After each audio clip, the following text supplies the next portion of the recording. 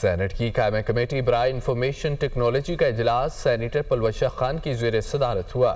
Briefing کے دوران chairman P T اے بولے کہ آج پہلی بار پتہ چلا ہے کہ انٹرنیٹ کی بندش غلط ہوتی ہے۔ اگر یہ غلط ہے تو حکومت 9 سال سے ہم سے انٹرنیٹ کیوں بند کراتی ہے؟